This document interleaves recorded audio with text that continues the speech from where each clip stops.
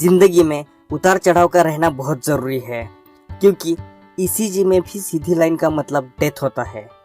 ऐसा कहना है एक महान भारतीय उद्योजक, पद्म भूषण पद्म विभूषण श्री रतन टाटा जी का, जिन्होंने अपने देश और देश के लोगों के हित के लिए नीति मूल्यों को जी जान से संभालते हुए टाटा ग्रुप को बड़ा किया। आज की इस वीडियो में हम रतन टाटा के जीवन को करीब से जानने की कोशिश करेंगे। रतन टाटा का जन्म 28 दिसंबर 1937 में बॉम्बे, जो आज का मुंबई है, उसमें एक पारसी फैमिली में हुआ। उनके पिता का नाम नवल टाटा था और मां का नाम सोनू टाटा था।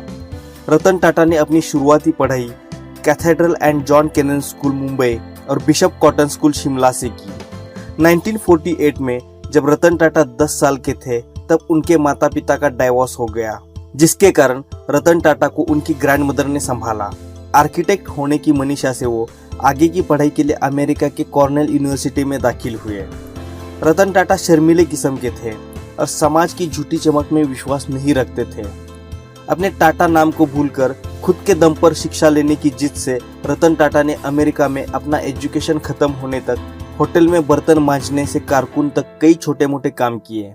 1959 में उन्हें बैचलर इन आर्किटेक्ट की डिग्री हासिल हुई। 1961 से उन्होंने अपना करियर टाटा ग्रुप के टाटा स्टील के शॉप फ्लोर पर काम करने से शुरू किया। टाटा के परंपरा के अनुसार 1970 तक वो टाटा ग्रुप की अलग अलग कंपनीज में काम करते रहे। 1970 को उनको मैनेजमेंट में प्रमोट किया गया। 1971 में रतन टाटा को टाटा ग्रुप की टीवी और रेडियो बनाने वाली और घाटे में चलने वाली नेल्को कंपनी की जिम्मेदारी दे दी गई। अगले 3 सालों में रतन टाटा ने इस कंपनी को खड़ा किया और नेल्को के मार्केट शेयर को 2% से 20% तक बढ़ाया। लेकिन देश में लागू हुई इमरजेंसी और उसके बाद आई आर्थिक मंदी के कारण नेल्को कंपनी को बंद करना पड़ा। रतन टाटा के जीवन में आया पहला सबसे बड़ा फेलियर था। 1975 में रतन टाटा ने हार्वर्ड यूनिवर्सिटी से मैनेजमेंट की डिग्री हासिल की। 1977 में रतन टाटा को टाटा ग्रुप के एक्सप्रेस मिल इस कंपनी की बागडोर सौंपी गई, जो कि बंद होने के कगार पर थी। रतन टाटा ने इस कंपनी को फिर से खड़ी करने के लिए मैनेजमेंट से कंपनी में 50 लाख रुपयों की इन्वेस्टमेंट करने का प्रस्ताव रखा, लेकिन मैनेजमेंट ने इस प्रस्ताव को ठुकरा दिया। जल्द ही ये कंपनी भी बंद हो गई। रतन टाटा के जीवन में एक दूसरा बड़ा फेलियर था, लेकिन इससे रतन टाटा ने बहुत कुछ सीखा। 1981 में रतन टाटा को टाटा इंडस्ट्रीज का अध्यक्ष बनाया गया। 1991 में जे.आर.डी. टाटा के द्वारा रतन टाटा को टाटा ग्रुप का चेयरमैन बनाया गया, जिसके बाद टाटा ग्रुप और तेजी से बढ़ने लगा। टाटा पहले से ही कमर्शियल और पैसेंजर व्हीकल बनाती थी, पर आम इंडियन का कार का सपना पूरा करने के लिए रतन टाटा ने 30 दिसंबर 1998 में पूरी तरह से इंडिया में बनी लग्जरी कार इंडिका लॉन्च की। रतन टाटा का यह ड्रीम प्रोजेक्ट था और इसको पूरा करने के लिए उन्होंने बहुत मेहनत की थी, लेकिन ऑटो एनालिस्ट ने इस कार को बुरी तरह से क्रिटिसाइज किया और जिसका नतीजा टाटा इंडिका की सेल पर हुआ। टाटा इंडिका को मार्केट से अच्छा रिस्पांस नहीं मिला और 1 साल के अंदर अंदर टाटा इंडिका फ्लॉप हो गई, जिससे टाटा मोटर्स को बहुत नुकसान हुआ। जिसके बाद रतन टाटा को अपने फैसले को लेकर तमाम आलोचनाओं का सामना करना पड़ा। तब कुछ करीबी लोगों और इन्वेस्टर्स द्वारा रतन टाटा को इंडिका की वजह से हुए नुकसान की पूर्ति के लिए अपना कार व्यापार किसी और कंपनी को बेचने का सुझाव दिया।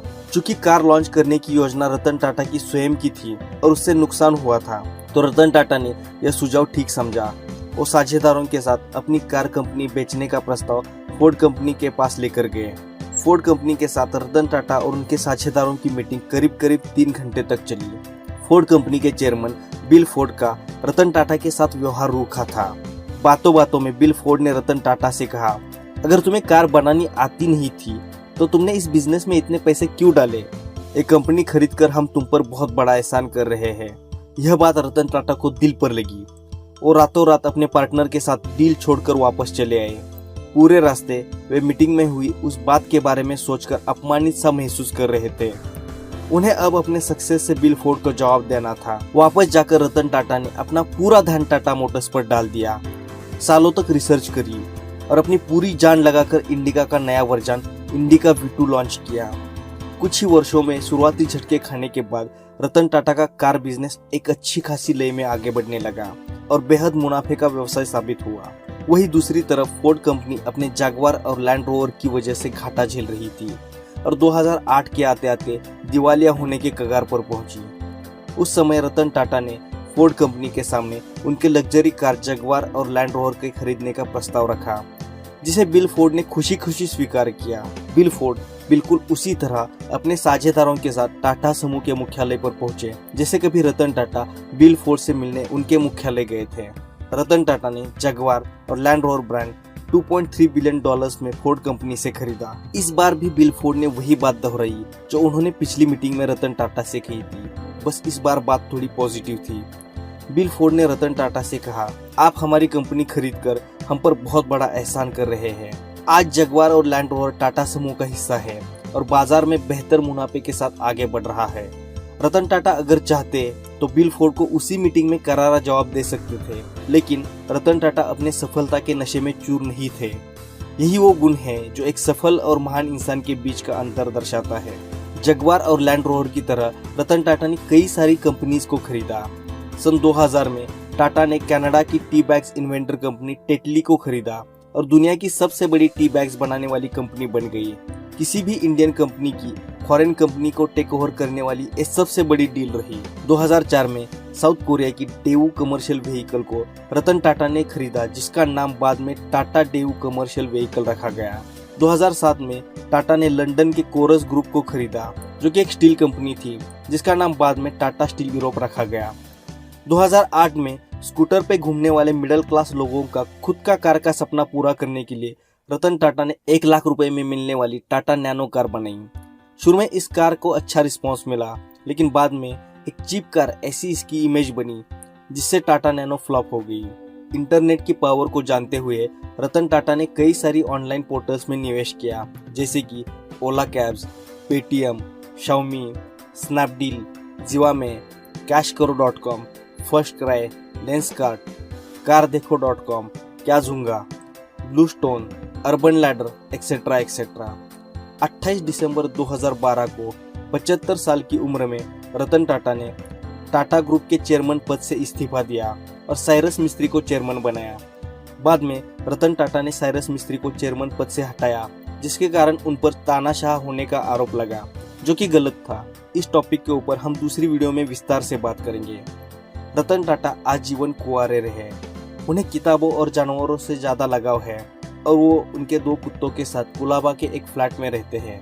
टाटा ग्रुप की परंपरा की तरह रतन टाटा ने नीति और मूल्यों को पालते हुए अपने 21 साल के करियर में टाटा कंपनी का रेवेन्यू 40 गुना और प्रॉफिट 50 गुना से बढ़ाया। आज टाटा ग्रुप की 100 से ज्यादा कंपनीज है, जो 150 से ज्यादा देशों में ऑपरेट करती है और जिसमें 7 लाख से ज्यादा एम्प्लॉयज काम करते हैं। देश के प्रति जिम्मेदारी और प्यार के लिए टाटा ग्रुप अपने प्रॉफिट का 66% हिस्सा देश को डोनेट करती है।